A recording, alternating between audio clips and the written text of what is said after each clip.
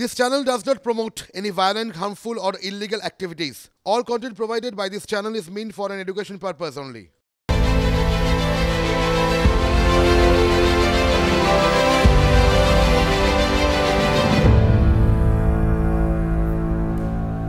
নমস্কার, আপনারা দেখছেন টিভি9 বাংলা। ঘড়ির কাঁটা যখন বলে সময় রাত 8টা, হাজির ঠোঁটকাটা। রোববার ঠোঁটকাটা, আমি শুভজিৎ। ঠোঁটকাটা হাজির মানে সেই সমস্ত বিষয় হাজির, যে সমস্ত বিষয় আরও গভীরভাবে আমরা দেখব। একটা সময়ের কথা বলি, তখন প্রধানমন্ত্রী ইন্দিরা গান্ধী। জরুরি অবস্থার আগে পরে, মানে সালটা 1973 আর 1979। 1973 আর 1979 সালে ইস্তফা দিয়েছিলেন সুপ্রিম কোর্টের দুই বিচারপতি। কারা কারা? KS হেগড়ে এবং হংসরাজ খান্না। দুজনই লোকসভা ভোটে লড়েন এবং জেতেন। বিচারপতি হেগড়ে হয়েছিলেন লোকসভার অধ্যক্ষ, আর বিচারপতি খান্না 3 দিনের আইনমন্ত্রী। এবার লোকসভা ভোটের মুখে ইস্তফা দিচ্ছেন কলকাতা হাইকোর্টের বিচারপতি, হ্যাঁ, বহু চর্চিত অভিজিৎ গঙ্গোপাধ্যায়। রবিবার দুপুরে আচমকাই তাঁর এই ঘোষণা, একবার শোনাই। আমি বিচারপতির পদ থেকে মঙ্গলবার পদত্যাগ করব। আগামীকাল বিচারপতি হিসেবে আমার শেষ দিন। সেদিন আমি কোনো বিচারের কাজ করব না, শুধু কতকগুলো মামলা পার্ট হয়ে আছে, এগুলো আমাকে রিলিজ করতে হবে আমার লিস্ট থেকে। তারপর আমি আপনাদের সব প্রশ্নের উত্তর দেবো মঙ্গলবার 1:30টার সময় কোর্টে সূর্য সেন, মাস্টারদার সূর্য সেন মূর্তির নিচে। মাস্টারদার যে ফাঁসির অর্ডার হয়েছিল, সেই ফাঁসির অর্ডার সই করেছিলেন একসময় হাইকোর্টের জজ, তিনি ব্রিটিশ ছিলেন, ক্ষুদিরামেরও তাই। তাই ওই দুটো মূর্তি যে হাইকোর্ট যে ভুল করেছিল, একটা স্বাধীনতা সংগ্রামীকে এইভাবে ফাঁসি দেওয়ার উচিত হয়নি। মাস্টার অবশ্য ফাঁসি হয়নি, আগেই তাকে মেরে ফেলা হয়েছিল যা জানা যায়। আমি সেই জন্যেই মাস্টারদাকে প্রণাম জানিয়ে, মাস্টারদার পায়ের তলায় দাঁড়িয়ে এই কথাগুলো বলতে চাই। মানুষটা যেহেতু অভিজিৎ গঙ্গোপাধ্যায়, কয়েকটা বিষয় বলার প্রয়োজনীয়তা রয়েছে। নিয়োগ দুর্নীতি মামলার CBI তদন্তের নির্দেশ দিয়েছিলেন তিনি, আর তাতেই মধু ভাণ্ডের খোঁজ মেলে। চাকরি প্রার্থীদের অনেকের কাছেই বিচারপতি গঙ্গোপাধ্যায় যেন সাক্ষাৎ ভগবান। আচমকা তার এই ইস্তফা দেওয়ার সিদ্ধান্তে আকাশ ভেঙে পড়েছে বিভিন্ন ধরনা মঞ্চে। এরকম খবর হওয়া উচিত নয়, কারণ ওনার মতো ব্যক্তিত্ব আজকে আমাদের এই সমস্ত দুর্নীতি সংক্রান্ত মামলাতে উনি যেভাবে ভূমিকাটা নিয়েছেন, তাতে এক কথায় মানে অবিস্মরণীয়। আমরা চাই উনি ওনার পদে থাকুক, এবং যেভাবে উনি বিচার ব্যবস্থাটাকে মানে ফাস্ট নিয়ে এসেছিলেন, মানে দীর্ঘায়িত না করে, সেই জায়গাটা যাতে আরও থাকুক, আরও আমাদের ক্ষেত্রে আরও সুবিধা হবে। উনি জানেন যে কারা যোগ্য জেনুইন ক্যান্ডিডেট আজকে রাস্তার ধারে পড়ে আছে। আজকে 1085 দিন উনি পারেন কিছু একটা করতে, আমরা সেটাই আশাবাদী। সুতরাং বলবো যে এটা উনি যেন না করেন, কারণ আমাদের মানে মঞ্চের পক্ষ থেকেই বলবো যে উনি ওনার সিদ্ধান্তকে পুনর্বিবেচনা করবেন। মাননীয় বিচারপতি অভিজিৎ গঙ্গোপাধ্যায়ের ইন্টারভেনশন, মানে ওনার আশা এবং আমাদের বঞ্চিতদের ক্ষেত্রে ওনার যে ভূমিকা, অবদান, এগুলো এই ঋণ আমরা কোনোদিনই শোধ করতে পারবো না। উনি ভগবানের দূত আমাদের কাছে। ভগবান ওনাকে পাঠিয়েছেন যে এদের বঞ্চনার অবসান হোক, এরা ন্যায় বিচার পাক, তার জন্য উনি এসেছেন। উনি আমাদের কাছে ঈশ্বরের অবতার। ঈশ্বরকে তো জীবিত রূপে কোনোদিন দেখিনি, শুনেছি মানুষের মধ্যে ঈশ্বরের অধিষ্ঠান। আমাদের কাছে জাস্টিস গাঙ্গুলি হচ্ছে ঈশ্বর, ভগবান। এই কথাগুলো বাঙালি ইমোশনালি বলে, বাঙালি তো ইমোশনে চলে, বাঙালি ইমোশনই বলে, কিন্তু সেটা ভালো, সেটা ভালো। বাঙালির ইমোশন আছে বলেই বাংলায় এখনও জাতপাত ব্যাপারটা এত প্রকট নয়। কেউ বলবে বা কেউ বলবে ভগবান, কিন্তু এতে তো আমার মুভ ডলে চলবে না। হ্যাঁ, আমাকে আমার কাজটা করে যেতে হবে। কেউ আরও অনেক কিছু বলবে, সে আমি জানি না। আরও একটা বিষয় ক্ষেত্রে বলতেই হয়, সেটা হলো বিচারপতি গঙ্গোপাধ্যায় ছিলেন শাসক দল, মানে তৃণমূল কংগ্রেসের চোখের বালি যাকে বলে। সবচেয়ে বেশি সরব ছিলেন কে? মুখর মুখপাত্র। তিনি বিচারপতির চেয়ার মিসইউজ করছেন, তিনি রাজনীতি করছেন, বিরোধীদের ফুসমন্তর দিচ্ছেন। অভিজিৎ গাঙ্গুলির টার্গেট হচ্ছে অভিষেক বন্দ্যোপাধ্যায়। ওই নামটা আকাশ থেকে পেরে আনা নয়,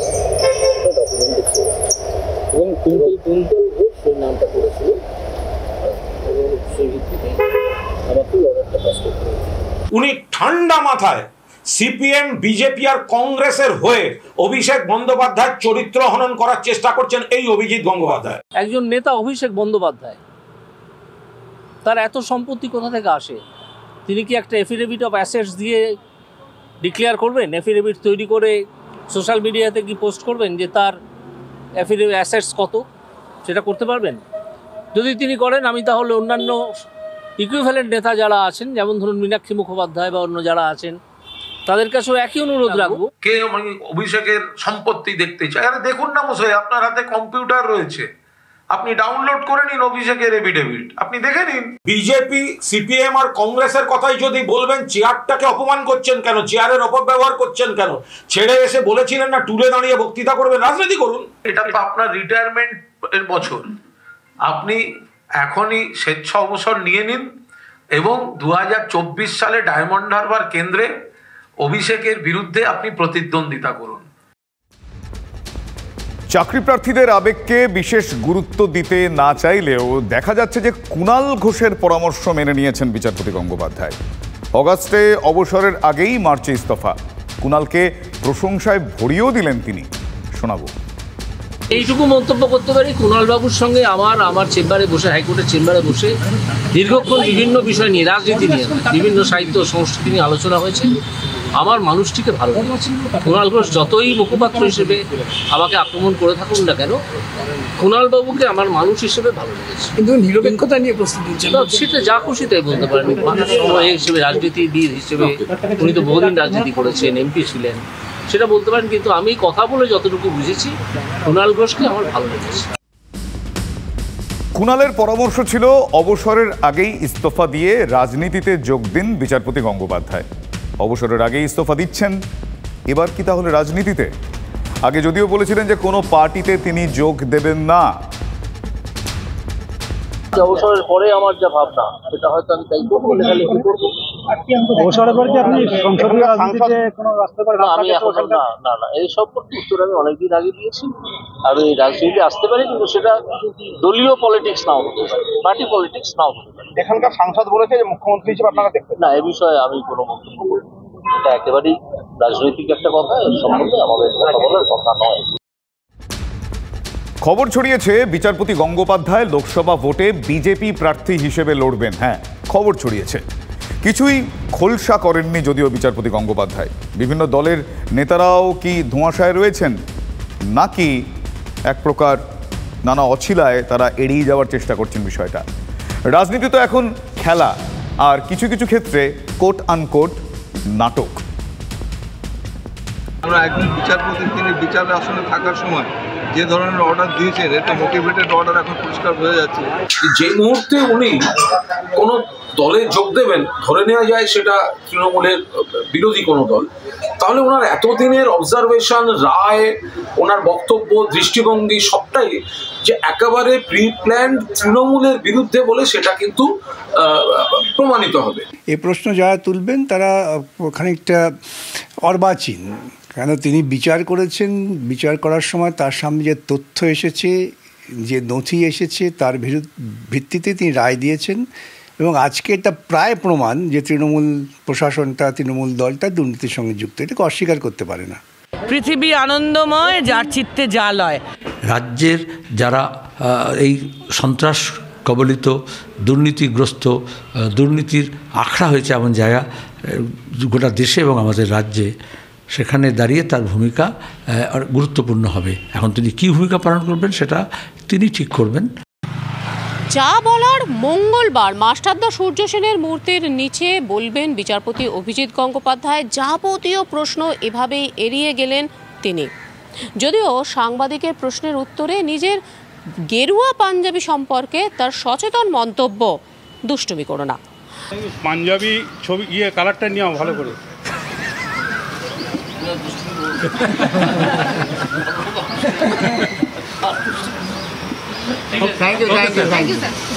এবার যদি উনি কোনো রাজনৈতিক দলে যান, তাহলে সেটা রাজনৈতিক লড়াই হবে।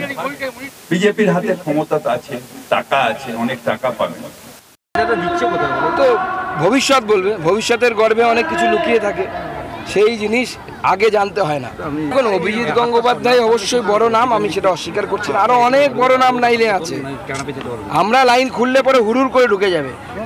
একসময় অভিষেক বন্দ্যোপাধ্যায় বলেছিলেন উনি নাকি দরজা খুললে নাকি বিজেপিটাই নাকি থাকবে না, তো এখন তো সেটা নেই, উল্টো দেখা যাচ্ছে।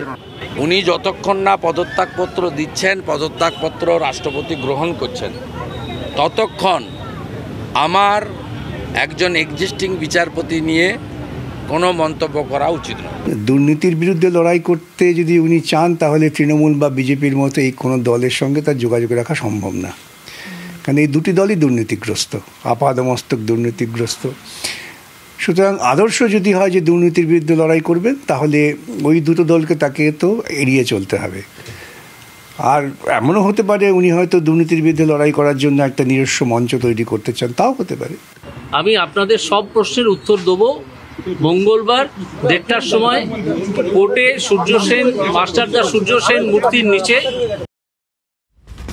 আসলে রাজনীতি হলো সম্ভাব্যতার শিল্প, সেখানে হিসেব নিকেশ বেশ গোলমেলে।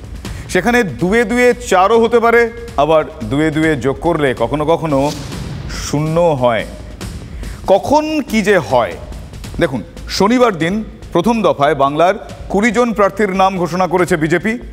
আসানসোলে কি হয়েছে? আসানসোলে চমক হিসেবে ছিলেন ভোজপুরি ইন্ডাস্ট্রির জনপ্রিয় গায়ক পবন সিং। মমতা বন্দ্যোপাধ্যায় অনেক আগেই আসানসোলে প্রার্থী হিসেবে শত্রুঘ্ন সিনহার নাম ঘোষণা করেছিলেন। তাহলে লড়াই হওয়ার কথা ছিল বিহারী বাবু বনাম ভোজপুরি গায়কের, কিন্তু সেখানেই 1 পা এগিয়ে বা বলা ভালো 2 পা পিছিয়ে কি হয়ে গেল? হ্যাঁ, যেটা শুরুতেই বললাম, দেখুন একবার।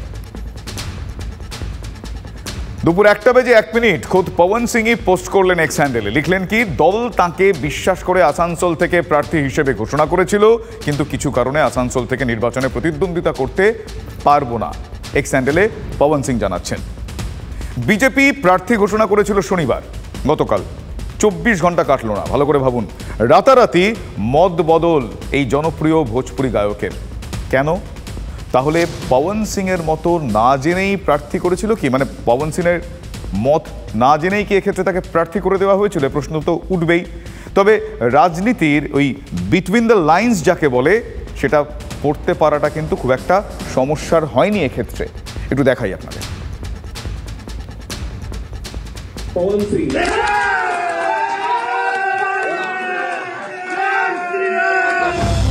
নাম ঘোষণার পর এটাই ছিল ছবি, আর তারপর শনিবার সন্ধে থেকেই নেমে পড়েছিল বঙ্গের শাসক দল। কেন?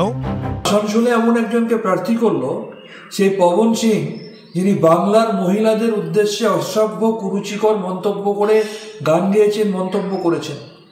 আমরা তার বিরুদ্ধে প্রতিবাদ করলাম এবং আমাদের এই প্রতিবাদ, আমাদের এই জনগর্জন এমন জায়গায় পৌঁছে গেল যে তিনি লেজ গুটিয়ে নির্বাচনের ময়দান থেকেই পালিয়ে গেলেন।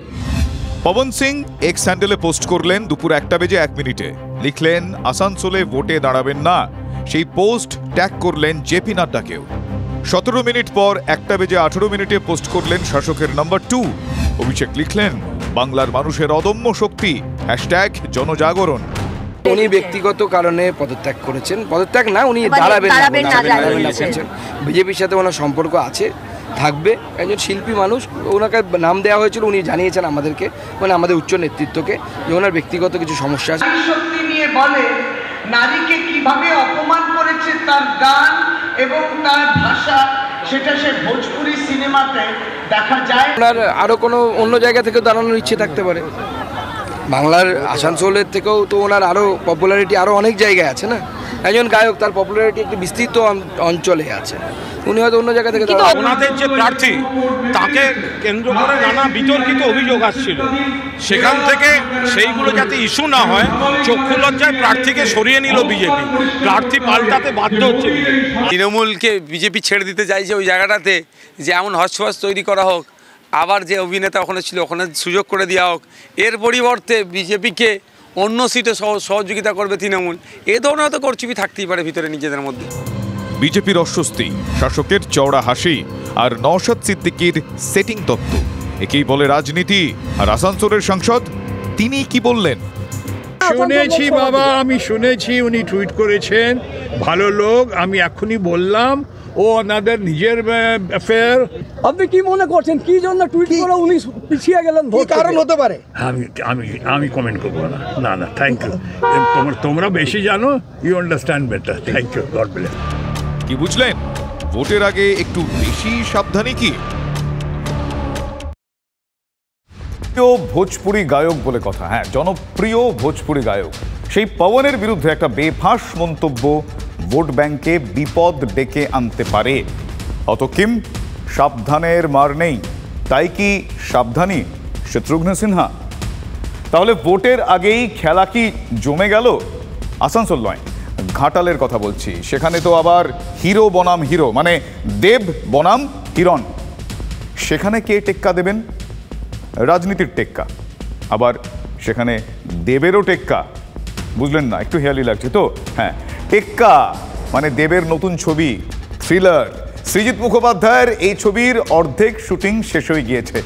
তাহলে থ্রিলার টেক্কাও টেক্কা দেবে কি? সে বক্স অফিস বলবে। তবে এখন রাজনীতির দিকে তাকিয়ে ঘাটাল, ওই যে রাজনীতির টেক্কা, সেই টেক্কা কে দেয় সেটা সময় বলবে।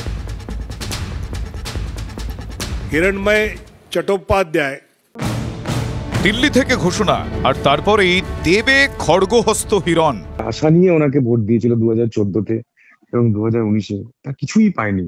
এবং তারপরে সাংসদ উল্টে গরুচোরের কাছ থেকে টাকা তুলেছে, চাকরি দেওয়ার নাম করে মানুষের কাছ থেকে টাকা তুলেছে, সাংসদ তহবিলে থেকে কাটমানি তুলেছে। দেবকে আক্রমণ হিরণের সেই কবে থেকে চলছে? জবাবটাও দিয়েছেন ঘাটালের সাংসদ। দিন আগে শুনেছি 1600 কোটি টাকা পেয়েছে দেব, 3 বছর ধরে আটকে রেখেছে, কে কত % কাটমানি খায় বলে কাজটা হয়নি। এমন সেই তথ্যগুলো আপনারা এখন পেয়েই যাবেন, সেটাও আপনারা চালাবেন। হিরণ এটাও বলছে নাকি আমি 5 কোটি টাকা চেক নিয়েছি। এটা আমি 3 বছর ধরে একই কথা, 3 বছর হয়ে গেছে আমার ওই কেসটা। গরুচোর এনামুল হকের কাছ থেকেও কাটমানি নেব, নিয়ে আমি সিনেমা করব। 5 কোটি টাকা অ্যাকাউন্টে নিয়েছে এবং সেই টাকায় সিনেমা করেছে। আমি 5 কোটি টাকা যদি 10 বছর দিয়ে নিয়ে বসে থাকি, ইডি আমাকে কিছু বলবে না 5 কোটি টাকা ফেরত দেওয়ার জন্য? আশ্চর্য, এটা কোনো কথা হলো? ইলেকশন আসছে, জোর গলায় চোর। এবারে যারা চুরি করেন তাকে প্রমাণ করতে হবে তুমি চোর নয়।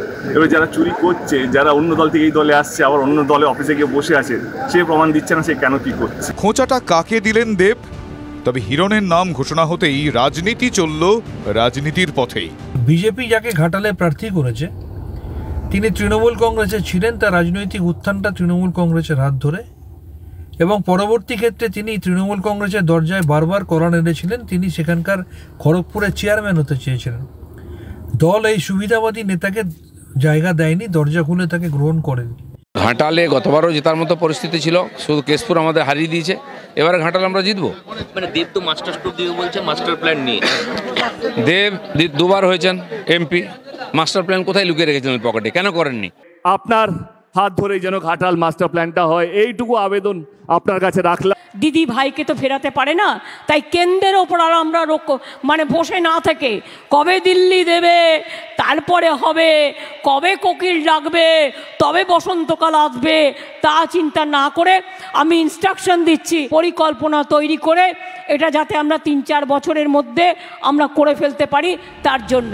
ওস্তাদের মার ঘাটার মাস্টার প্ল্যান, আর বিজেপির হাতিয়ার। উনি সিনেমাটা 24 ঘন্টা করেন, রাজনীতিও 24 ঘন্টার, দুটো তো করতে পারেন না, একটা করা উচিত। আর সেই জন্য আমরা এমন লোককে দিচ্ছি সে পুরো রাজনীতি করবে। মাথায় রাখবেন, ঘাটালের মানুষ মমতা বন্দ্যোপাধ্যায়ের উন্নয়নকে দেখে ভোট দেবে, এবং ঘাটালের মানুষ এই বাংলা বিদ্বেষী বিজেপি যারা বাংলাকে বঞ্চনা করে এবং বিজেপির বিধায়ক সাংসদরা দিল্লিতে গিয়ে বাংলার টাকা আটকে দেওয়ার জন্য সুপারিশ করে, সেই বাংলা বিদ্বেষী বিজেপিকে সারা বাংলা যেভাবে বর্জন করবে, ঘাটালের মানুষও বর্জন করবে। তাহলে ঘাটালে এবার খেলা হবে। আপনাকে তো খেলা আমি দেখাবো লোকসভা। আরামবাগ নিব, ঘাটাল নিব, তমলুক 1.5 লাখে জিতব, কাঁথি 3-এর উপরে। কাঁথিতে জয়ের মার্জিন 3 লক্ষের বেশি। সবাই ঘুরে এমনটাই দাবি করে আসছেন বিরোধী দলনেতা। সেই কাঁথিতেই এবার বিজেপির প্রার্থী সৌমেন্দু অধিকারী, বিরোধী দলনেতা শুভেন্দু অধিকারীর ভাই। আর কি রে করে নেমে পড়ল তৃণমূল কংগ্রেস। দেখুন, তৃণমূলের টিকিটে কাঁথি থেকে সাংসদ হন শিশির অধিকারী, আপনাদের নিশ্চয়ই মনে আছে। আর তমলুক থেকে শুভেন্দু অধিকারীর ভাই দিব্যেন্দু। এবার বাবা শিশিরের আসনে প্রার্থী অধিকারী বাড়ির ছোট ছেলে। বিজেপির টিকিটে। এরপর আর কি, যে পরিবারতন্ত্র নিয়ে বঙ্গের শাসককে খোঁচা দিত বিজেপি, সেই পরিবারবাদী এখন তৃণমূল কংগ্রেসের হাতিয়ার। সোজা কথায় বলতে গেলে এটাই তো রাজনীতির ওই 2-2-4, কিছুক্ষণ আগে আপনাদের যেটা বললাম। विश्वासघात, अवताचार, टीएमसी माने भ्रष्टाचार, परिवारवाद। শনিবারই বাংলায় দাঁড়িয়ে বলেছেন নরেন্দ্র মোদী, আর তারপরেই কাঁথিতে বিজেপি প্রার্থী ঘোষণা। সেখানে প্রার্থী সৌমেন্দু অধিকারী, শুভেন্দু অধিকারীর ভাই। এই পরিচয়টাই তো এখন তৃণমূলের হাতিয়ার। অধিকারী প্রাইভেট লিমিটেডের অন্যতম সদস্য সৌমেন্দু অধিকারী, শিশির অধিকারীর পুত্র, শুভেন্দু অধিকারীর ভাই, তো এটা পরিবারবাদে পড়ছে না? আমি শিশির বাবুর পুত্র এবং শুভেন্দু দা বিরোধী দলনেতা, তিনি আমার দাদা, আমার পরামর্শদাতা, আমার অভিভাবক। এটা তো আমার কাছে একটা অবশ্যই অ্যাডভান্টেজ, কিন্তু এখানে আমরা দল হিসেবে লড়াই করছি।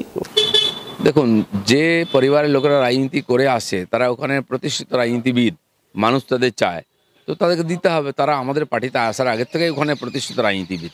কিন্তু এখানেই শেষ হবে কি? রাজনীতির চর্চায় পরিবারবাদ। এবার যারা ডাইনেস্টি পলিটিক্সের কথা অনেক কিছু বলতেন, আমি দেখেছি বিজেপি অনেক ডিনেস্টি পলিটিক্স নিয়ে বলে, পরিবারতন্ত্র নিয়ে বলে।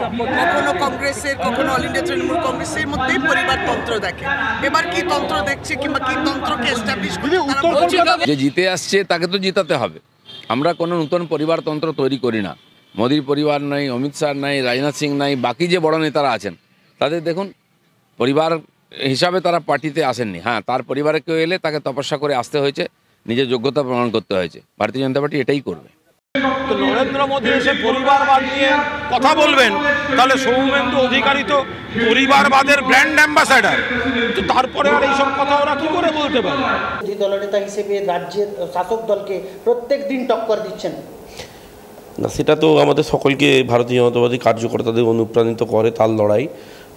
তার লড়াই দেখে অবশ্যই আমরা অনুপ্রাণিত, সেটা অন্য বিষয়। বিজেপির প্রথম তালিকায় বাংলার 20 জন প্রার্থী, আর সেই প্রথম তালিকায় ঠাঁই মেলেনি বটে, তবে দিলীপ ঘোষ আছেন নিজস্ব মুডেই একেবারে। মেদিনীপুরে দেখা মিলল বিজেপি নেতার।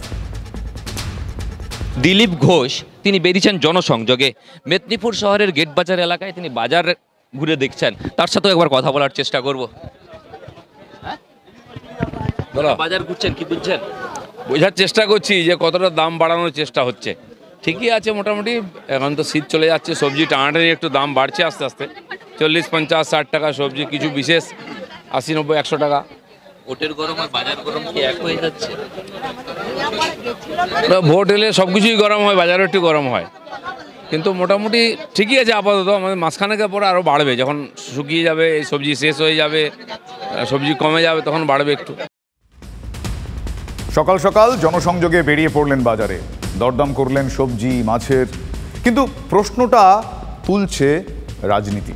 ওই যে প্রধানমন্ত্রী এলেন, কিন্তু দিলীপ ঘোষকে দেখা গেল কই? এর আগেও আপনারা দেখুন, গতবারের পার্লামেন্ট ইলেকশন, অ্যাসেম্বলি ইলেকশন প্রচার হয়েছে, অনেক নেতারা এসেছেন। আমি তখন তো প্রেসিডেন্ট ছিলাম, তখন সব জায়গায় যাইনি, কারণ পার্টির একটা সিস্টেম আছে, সবার কাজ থাকে। এখন আমি এমপি, এই জন্য আমাকে কমিটি থেকেও বাদ দেওয়া হয়েছে যে নিজের এলাকায় কাজ করার জন্য। মোদী এলেন বাংলায়, সেখানে মোদীর সঙ্গে সাক্ষাৎ করলেন বিরোধী দলনেতা ও বিজেপির রাজ্য সভাপতি। তাহলে দিলীপ বাবু কোথায়? সেই খোঁচাটাই দিলেন শশী পাঁজা।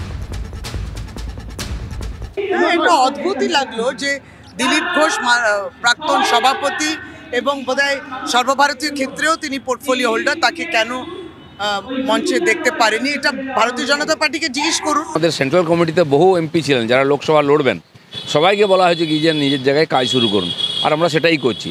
আর যেই জোনে থাকেন সেখানকার নেতাদের লিস্ট তৈরি হয়, সবাইকে সুযোগ দেওয়া হয় আলাদা আলাদা করে। সেখানে সেলিম কেন আসেনি? কিন্তু প্রধানমন্ত্রী, এটাও বলি, তিনি তো দেশের প্রধানমন্ত্রী, আমাদের প্রধানমন্ত্রী। আমাদের খারাপও লাগতে বলতে চেয়ারে তিনি আছেন যে তিনি অসত্য ভাষণ। প্রদেশের পার্টির মুখিয়া আছেন, আমাদের সভাপতি আছেন, আমাদের বিধানসভার নেতা আছেন, তারা সব জায়গায় প্রোটোকলের জন্য রাষ্ট্রীয় নেতাদের সঙ্গে থাকেন, বাকিরা নিজের এলাকায় থাকেন।